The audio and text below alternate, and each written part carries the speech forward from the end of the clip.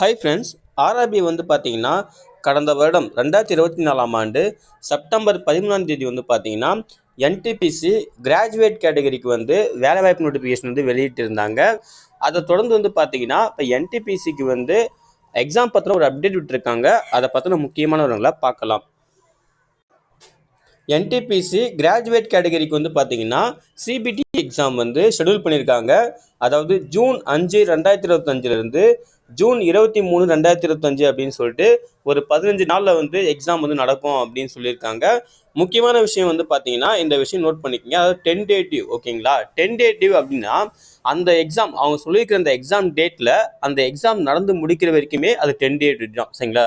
ஏன்னா எக்ஸாம் வந்து suppose change ஆகிறதுக்கு வாய்ப்பு இருக்குது. அதாவது தான் ஆர்ஆர்பி வர எல்லா ஷெடியூலுமே வந்து பார்த்தீங்கன்னா டென்டேட்டிவ்னு சொல்லிட்டே இருப்பாங்க. அதையும் நோட் பண்ணிக்கோங்க, ஓகேங்களா?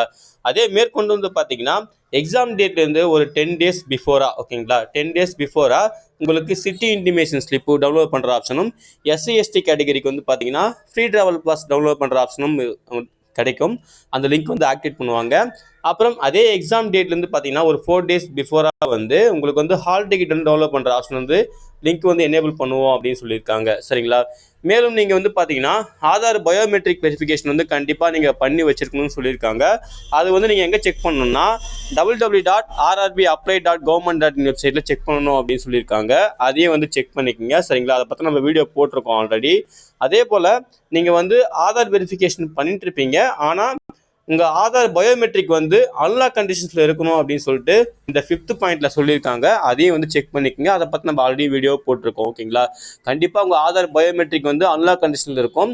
அப்போ தான் நீங்கள் வந்து சிபிடி எக்ஸாம் போகிறதுக்கு முன்னாடி உங்கள் ஆதார் பயோமெட்ரிக் வெரிஃபை பண்ணிட்டு தான் உங்களை அலோவ் பண்ணுவாங்க. சில பேருக்கு வந்து பயோமெட்ரிக் விழாது. அதனால் உங்கள் பயோமெட்ரிக் வந்து அன்லாக் கண்டிஷனில் இருக்கான்னு செக் பண்ணிக்கோங்க, சரிங்களா? ரொம்ப நல்லது. மேற்கொண்டு பார்த்தீங்கன்னா அப்பப்போ வந்து ஆர்ஆர்பியோட அஃபிஷியல் வெப்சைட்டை செக் பண்ணிகிட்டே இருங்க. அப்போ தான் உங்களுக்கு வந்து அப்டேட் வந்து சேரும் அப்படின்னு சொல்லியிருக்காங்க. ஃபேக்கான இன்ஃபர்மேஷன்லாம் நம்பாதீங்க அப்படின்னு சொல்லியிருக்காங்க, சரிங்களா? ஸோ இதே தான் வந்து பார்த்தீங்கன்னா ஹிந்தி வெர்ஷன்ஸ்னு சொல்லியிருக்காங்க. நீங்கள் வந்து நம்ம வந்து அஃபிஷியல் வெப்சைட்டில் போனாலே நீங்கள் வந்து செக் பண்ணிக்கலாம், சரிங்களா? நம்ம சென்னை ஜோனோட அஃபிஷியல் வெப்சைட்டில் போனாலே இங்கே இருக்கு பாருங்கள், என்டிபிசி கிராஜுவேட் கேட்டகரிக்கு எல்லா லிங்க்குமே கொடுத்துருப்பாங்க. நீங்கள் வந்து இங்கே செக் பண்ணிக்கலாம், சரிங்களா? ஓகே ஃப்ரெண்ட்ஸ், இந்த தகவல் வந்து உங்கள் ஃப்ரெண்ட்ஸுக்கு ஷேர் பண்ணுங்கள். கண்டிப்பாக அவங்களுக்கும் யூஸ்ஃபுல்லாக இருக்கும். எல்லாம் எக்ஸாம் நல்லா ப்ரிப்பேர் பண்ணுங்கள். எல்லாருக்கும் wish you all the best. Thank you.